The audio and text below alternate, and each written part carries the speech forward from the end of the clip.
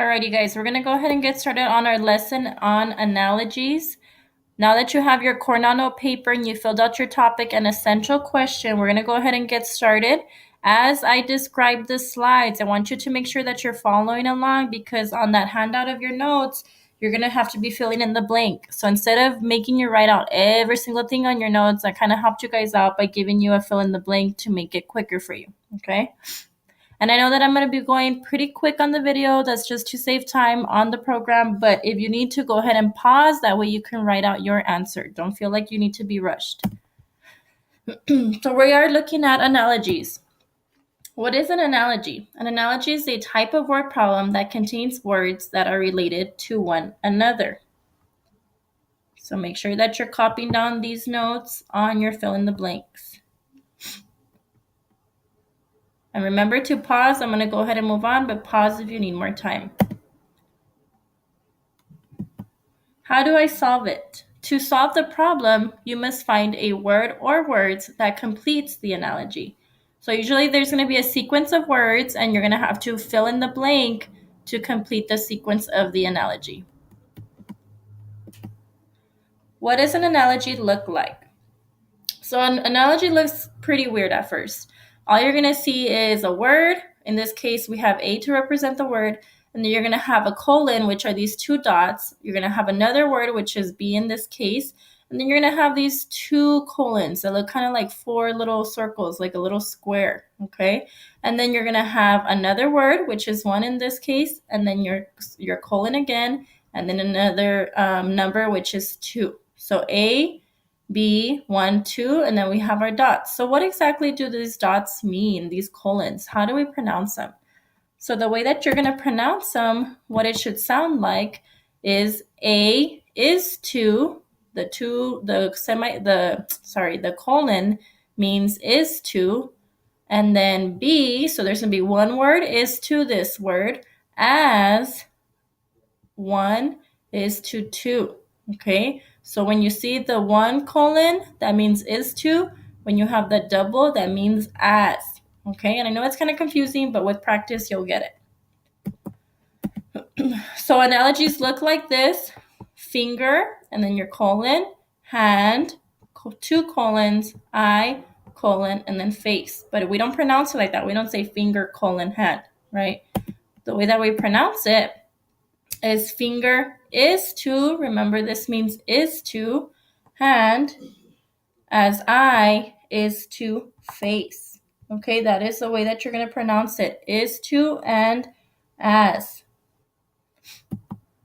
So there are different types of analogies, and there are a bunch of different types, but for today, for the year actually, we're only going to go over 7 different types because you'll probably learn the other ones more in depth once you get to your next grade levels or in high school, okay? So we're going to look at part to whole, synonyms, antonyms, description, item to category, cause and effect, object to function, okay? On this next part in your notes, they're pretty much already there for you. All you need to do is follow along so that you understand them. So the first one is part to whole. In this case, one part belongs to a whole. So your analogy is going to look something like this. Remember, we pronounce is to and as. So we're going to say nose is to face as finger is to hand. So this first word is a part of this. This first word is a part of this. This sentence, guys, does not have to have all the same topics. You're comparing these 2 things to these 2 things, okay? All 4 of them don't have to necessarily be body parts. In this case, it is. So a nose is a part of a face, and a finger is a part of a hand. So that is our analogy. Nose is to face as finger is to hand, okay? The next one is synonyms. These are analogies that have synonyms, meaning words that have a similar meaning. And you guys already know what synonyms are, so this one should be pretty easy for you. So we have happy is to glad. Both mean the same thing, happy and glad. As sliding is to skidding. They both mean the same thing. It's pretty similar. You slide somewhere, you slide down the slide, or you skid down the slide. Okay? So in this case, these two are synonyms and these two are synonyms. Remember, all four of these do not have to be synonyms. As long as you have a comparison, you're comparing these two words and these two words, but they both have the same type of analogy, which is synonym. The next one is antonym, words that have opposite meaning. So in this case, you have an analogy that are opposites. For example, moon is to sun, and I have some visuals to help you. Moon is to sun. Those are your two opposites, as winter is to summer. Remember, these don't have to be similar as long as these two are opposites and these two are opposites. I could have put moon is to sun as dog is to cat, right? That's an opposite. So that counts as well. It doesn't have to be about the same topic. The next one is description. Object and word that describes it. So you're going to have a word, and then you're going to have a word that describes that object. Okay? So for example, sand is too rough. Rough describes the feeling of the sand. And you have ocean is too wet. Wet describes the object of the ocean.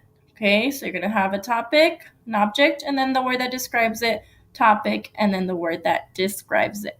And don't worry, we're going to do some more practice. I know that they're a little confusing at first. The next one is item to category. An item and the category it belongs to. Oops, sorry. So you're going to have an item, which is your apple. And what kind of category does the apple belong to? It belongs to the category of fruit. Okay. And then you're going to have winter.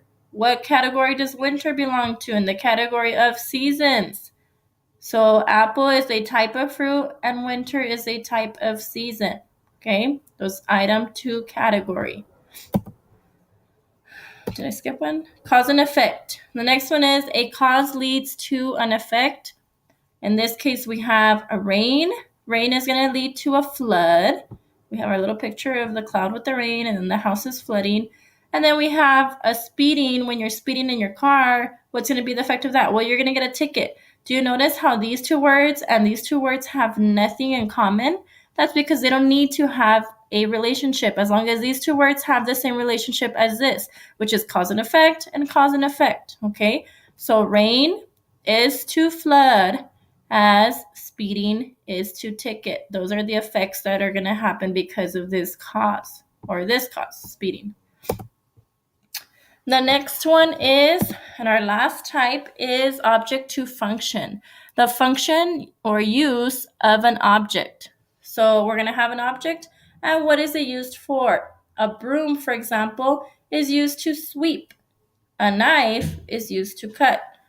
Okay, so a broom is to sweep, as, remember these mean as, knife is to cut. The object and what is the function that it is going to have. All right, so now we're going to go ahead and practice some together.